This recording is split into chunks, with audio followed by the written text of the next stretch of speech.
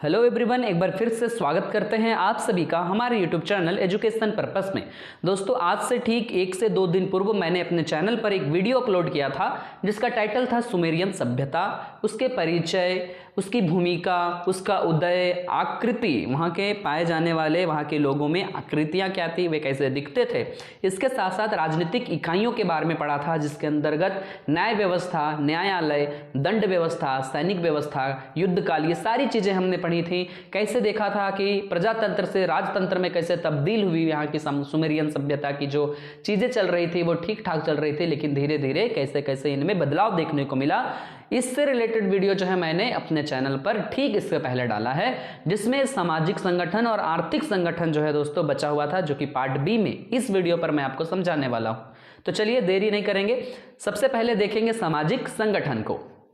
तो दोस्तों, मैंने ये भी आपको बताया था कि जो रफ एंड टफ नोट्स जो एग्जाम से कुछ दिन पूर्व मैंने जो है एक पॉइंट के रूप में बनाया था, उसी से मैं आपको समझाऊंगा, जो कि आपको स्क्रीन पर दिख रहा है ना। तो इनकी जो सामाजिक संगठन है, पॉइंट बनाएंगे। सामाजिक संगठन जो थी वो बहुत ही ज़्यादा उत्कृष्ट मानी जाती थी, है ना। बहुत ही ज़्यादा जो है क्या मानी जाती थी, उत्कृष्ट मानी जाती थी, बेहतर, अच्छी मानी जाती थी। श्रम के आधार पर यानी कार्य के आधार पर जो है इनकी जो सामाजिक स्थिति थी, सामाजिक इकाई थी, वो विभाजित थी। वो 3 वर्गों में बटी हुई थी। पहला शासक वर्ग, दूसरा मध्यम वर्ग और तीसरा निम्न वर्ग। शासक वर्ग नाम से ही पता चल रहा है, जो प्रमुख रूप से समृद्ध होते होंगे, है ना। जैसे पुरोहित को भी हम इसमें एग्जाम्पल में रख सकते हैं, यहाँ पे एक लाइन जोड़ सकते हैं कि जो प्रमुख रूप से समृद्ध होते थे या फिर ऐसे पेशा से जुड़े होते थे जो समृद्ध खानदानी होते थे, ऐसे लोगों को शासक वर्ग में रखा जाता था। राजा भी शासक वर्ग में आता था, ये आप रखेंगे, है ना। इसके साथ साथ पुरोहितों को ठीक वैसा ही स्थान दिया जाता था जैसे भारतीय वैदिक सभ्यता। अब मैं आपको बताऊं कि भारतीय वैदिक सभ्यता, यदि आप भारतीय इतिहास को पढ़े होंगे तो आपको मालूम होगा कि 2500 से 600 ईसा पूर्व तक वैदिक काल चला था। तो वैदिक काल में जो है दोस्तों 4 वर्ण विभाजित थे, ब्राह्मण, क्षत्रिय, वैश्य और शूद्र, और जिनमें ब्राह्मणों को उच्च श्रेणी का दर्जा प्राप्त था। ठीक उसी तरीका से पुरोहितों को ठीक वैसा ही स्थान था जैसे भारतीय वैदिक सभ्यता में, भारतीय वैदिक काल में ब्राह्मणों के साथ था, है ना। यहाँ धर्म और शास्त्र बिल्कुल भी अलग नहीं थे, ये धार्मिक रूप से घनिष्ठ संबंध रखते थे। दूसरा जो मध्यम वर्ग था, जो बीच में आते थे, है ना। मध्यम वर्ग में ऐसे लोग आते थे जो कृषि, लेखनी, व्यवसाय, ऐसे सारे पेशा से जुड़े होते थे, ऐसे सारे श्रम कार्य किया करते थे। चाहे वे उद्योगी होते थे, शिल्पकार होते थे, व्यवसायी होते थे, लेखक होते थे, कृषक होते थे, या श्रम करके जो अपना जीवन यापन कर रहे हों, उन्हीं को मध्यम वर्ग में रखा गया था। और इनकी जो दशा थी दोस्तों, इनकी दशा भी बेहतर मानी जाती थी, अच्छी मानी जाती थी। यहाँ पे असमानता नहीं था, परस्पर सहयोग की भावना थी, एक दूसरे का लोग सहयोग करते थे, है ना। निम्न वर्ग, अगर हम सामाजिक संगठन के अंतर्गत निम्न वर्ग की बात करें तो इसमें कृषण लोग आते थे, लेकिन ऐसे किसान आते थे जो श्रमिक किसान होते थे, दूसरे के खेतों में जाकर कार्य करते थे, सामान्य श्रमिक होते थे, है ना। दास वगैरह होते थे, दासों को बंदी बनाया जाता था। तो इस प्रकार से देखेंगे दास प्रथा से जुड़े जो दास होते थे उनको निम्न वर्ग में रखा जाता था। ऐसे किसान जो सामान्य श्रमिक होते थे, दूसरे के खेतों में जाकर कार्य करते थे, उन्हें निम्न वर्ग में रखा गया था। तो इससे ये पता चलता है कि दास प्रथा का जो है बहुत ज़्यादा जो है एक प्रकार से यहाँ पे बोलबाला था, है ना। कठोर काल देखने का मिलता है किसमें, निम्न वर्ग के लोगों में दास प्रथा का, है ना। लेकिन धीरे धीरे चीज़ें बदलती हैं, युद्ध जैसी स्थितियाँ आती हैं और चीज़ें आगे बदलेंगी, ये हम देखेंगे, ठीक है। इसके साथ साथ समाज में, सामाजिक संगठन में ही दूसरा जो पॉइंट होगा भोजन। समाज की जो स्थिति थी, सामाजिक जो कंडीशन था, सामाजिक परिस्थिति में भोजन को भी रखा जाता है। तो यहाँ के लोगों का भोजन क्या था, अगर उस पर आप गौर करें तो भोजन एकदम सामान्य था, है ना। जैसे यहाँ के लोग गेहूं, जौ, ये सारी चीज़ों का जो सेवन किया करते थे। इसके साथ साथ सागर से प्राप्त या फिर सागर या सरिता यानी नदियों से प्राप्त जो मछलियां होती थी वो इनके भोजन में संलिप्त होती थी, है ना, भोजन में शामिल और सम्मिलित होती थी। पशुओं का भी आखेट यहाँ के लोग किया करते थे। पशुओं को आखेट करना, आखेट कहने का मतलब है दोस्तों शिकार करना, है ना। तो पशुओं का शिकार करना भी इनका एक पेशा था और शिकारी के रूप में पशुओं का शिकार करके जो है भोजन ग्रहण करते थे। यानी कि कह सकते हैं मांस, मछली, साग, फल, अन्न, ये सारी चीजें जो है इनके मुख्य भोजन में आते थे। तो आप ये चीज सुन के अपने से पॉइंट बना लेंगे। अगला पॉइंट बनाएंगे वस्त्र, जो कि सामाजिक स्थिति के अंदर ही है।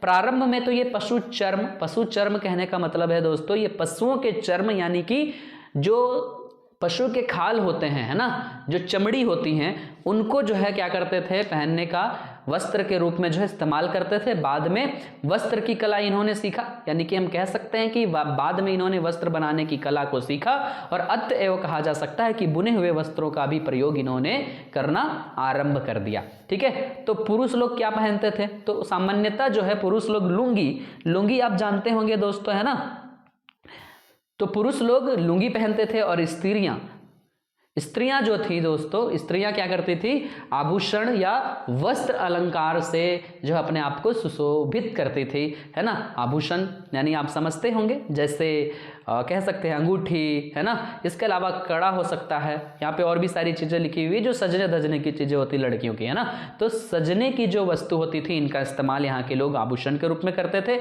वस्त्र अलंकार में भी हम लोग देखेंगे कि कुछ कुछ चीज़ें जो है पहना करते थे जो बेहद इनको खूबसूरत बनाने के काम करती थी, ऐसा आप लिख सकते हैं, है ना। गालों की लाली, त्वचा, है ना, या और भी सारी चीज़ों को जो है ये लोग अच्छे ढंग से जो है क्या करते थे, ख्याल रखते थे और ख्याल रखा करते थे, है ना।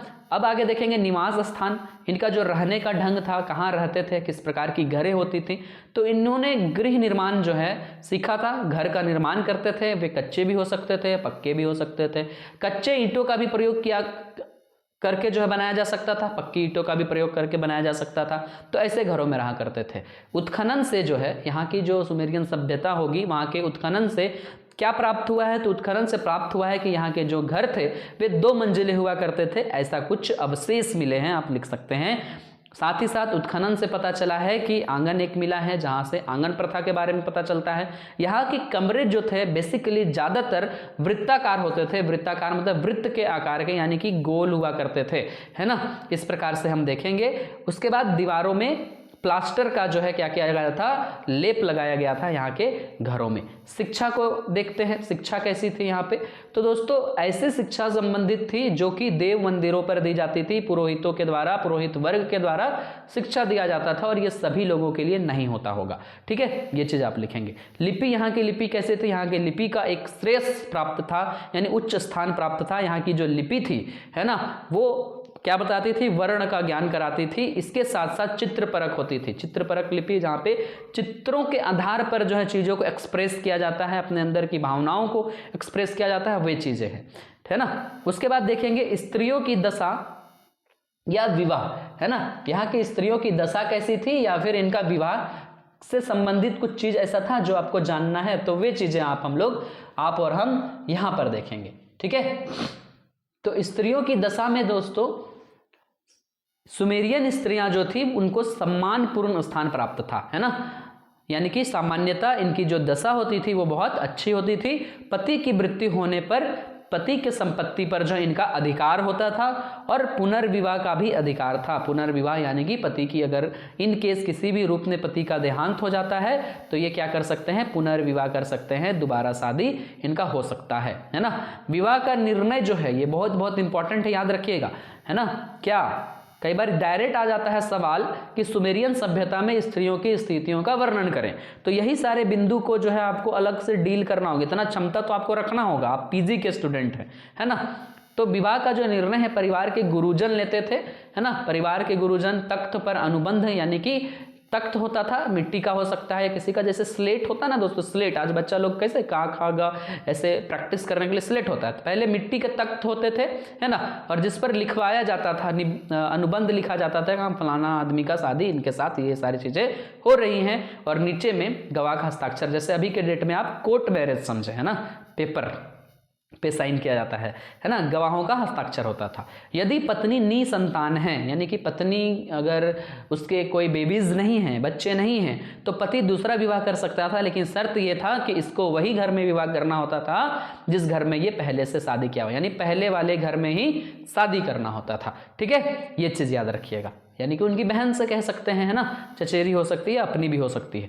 देवदासी प्रथा थी, ये बहुत ही बेकार सी कुप्रथा समझा जाने वाली इतिहास की बेकार प्रथा कह सकते हैं, एक भद्दी सी प्रथा कह सकते हैं, जहां लोग बहुत खुशी के साथ अपनी बेटियों को क्या करते थे ना, मंदिरों में पुरोहितों को दान कर देते थे, है ना, मंदिरों के पुरोहितों को दान कर देते थे, कन्याओं को समर्पित कर दिया जाता था।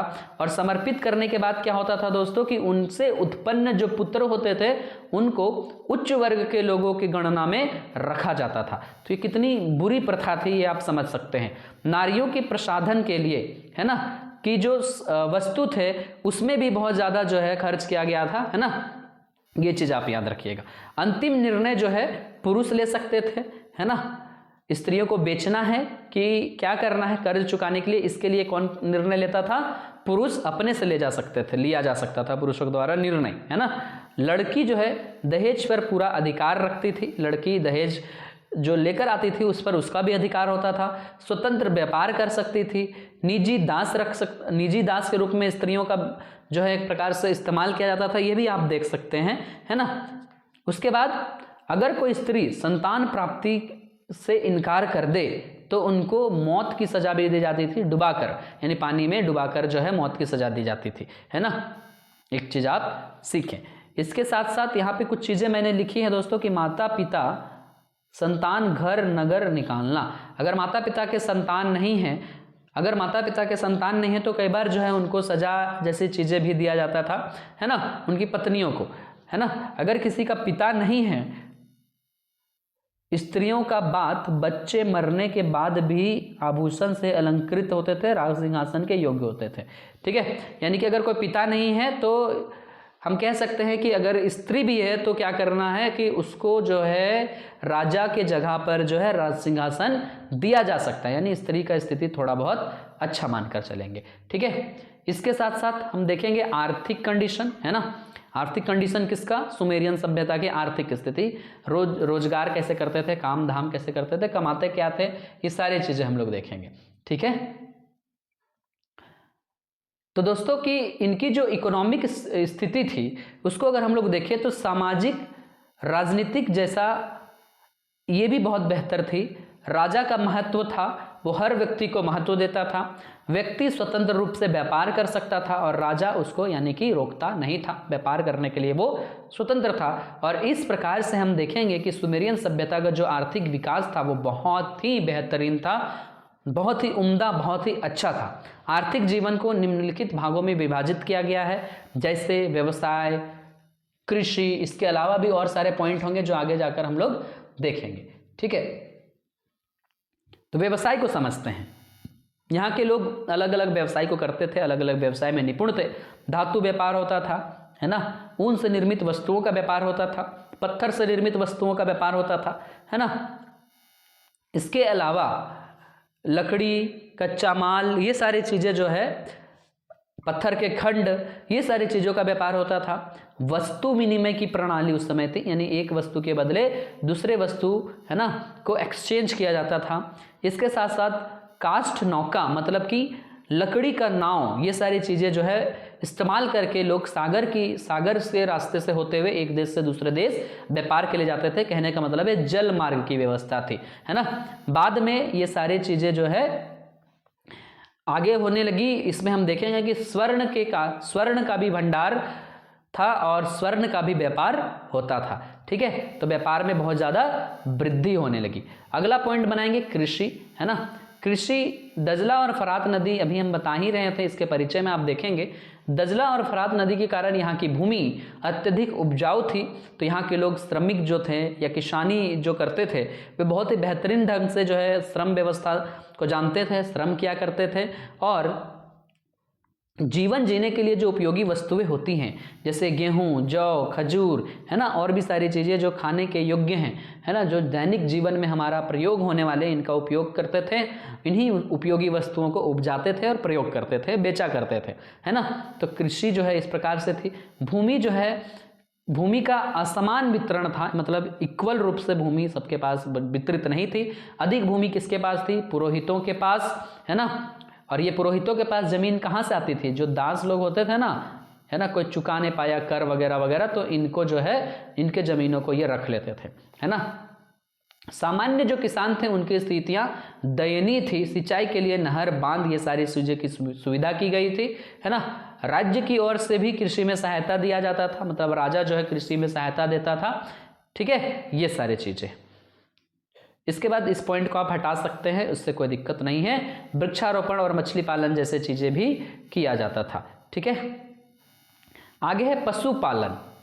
आर्थिक स्थिति के अंदर आप पशुपालन लिखेंगे। पशुपालन यानी कि जैसे कृषि होती थी, कृषि का जो है संबंध पशुपालन से ठीक वैसा ही है, ठीक है। पशुपालन किया जाता था जिसमें गाय, बैल, बकरी, सूअर, भेड़, इन सभी चीज़ों को, इन सभी जानवरों को जो है क्या किया जाता था, पाला जाता था, रखा जाता था। हल जोतने की जो है विधि अपनाई जाती थी। दुग्ध उत्पादन भी किया जाता था, ऐसे पशुओं को पाला जाता था जिससे दुग्ध का उत्पादन हो, जैसे गाय हो गया, बकरी हो गया, है ना, भेड़ हो गए, ये सारे चीज़ें। उद्योग की भी अच्छी व्यवस्था थी। धातु काल में ये धातु कला में जो है ज़्यादा निपुण थी, जहाँ कुटीर उद्योग का भी जो है बहुत ज़्यादा बोलबाला था। तांबा, सोना, चांदी, ऐसे ऐसे चीज़ों के, धातुओं के जो आभूषण के साथ साथ अस्त्र शस्त्र के साथ साथ मूर्तियाँ भी बनाई जाती थी और ऊन के भी वस्त्र बनाए जाते थे। इनका भी उद्योग भी ज़्यादा उस समय फल फूल रहा था। आवागमन की क्या चीज़ें थी, तो संसाधनों का जो है विकास बहुत ज़्यादा था। किन संसाधनों का? आवागमन के संसाधनों का विकास बहुत ज़्यादा हुआ करता था। जल मार्ग और स्थल मार्ग, दोनों मार्गों से यातायात किया जाता था। छोटे छोटे जहाज जो है नदी मार्ग पर व्यापार करते थे। इसके अलावा जो है पहिएदार गाड़ियाँ बनाई गई थी, जैसे बैलों का इस्तेमाल करके, है ना, बैलगाड़ी जिसे आप कहेंगे। युद्ध वगैरह के लिए, सामान्य यात्रा के लिए रथ का इस्तेमाल किया जाता था। रथ में लकड़ी का पहिया लगाया जाता था, है ना, ये सारी चीज़ें यहाँ पर चलती थी। तो इस प्रकार से जो है दोस्तों हमने इस वीडियो पर सामाजिक और आर्थिक स्थिति के बारे में बताने की कोशिश की थी, जिसको आपने देखा। और ठीक इस वीडियो से पहले इधर का पार्ट जो है आप देखें तो सुमेरियन सभ्यता का परिचय, इतिहास, है ना, इनका उदय से लेकर जो है दोस्तों इनकी राजनीतिक जीवन के बारे में ठीक इसके पहले के वीडियो में समझाया है। यदि आप उस वीडियो को नहीं देखें तो उसको भी आप जरूर से ज़रूर देखें। बाकी और भी कुछ वीडियोस आपको इस चैनल के माध्यम से मिलती रहेंगी, तो इसके लिए आपको करना कुछ नहीं है, बस इस चैनल को सब्सक्राइब कर लेनी है। सब्सक्राइब करने के साथ साथ बेल आइकन को ऑल पे सेट कर लेनी है, ताकि वीडियोज़ के नोटिफिकेशन आप तक शीघ्र पहुंच जाए। और इसके साथ साथ चैनल को सब्सक्राइब करने के साथ साथ एक चीज़ और कर सकते हैं, हमारे चैनल को शेयर करके अधिक से अधिक मात्रा में शेयर करें, ताकि हमें भी वीडियोस बनाने में मज़ा आए, अधिक से अधिक लोग हमसे जुड़ सकें। और ये वीडियो आपको अगर बहुत अच्छा लगा हो तो एक बार अपनी खुशी को लाइक बटन के साथ जो है साझा करें। मिलेंगे आगे के वीडियो में, तब तक के लिए bye. Thank you so much, अपना ध्यान रखिएगा।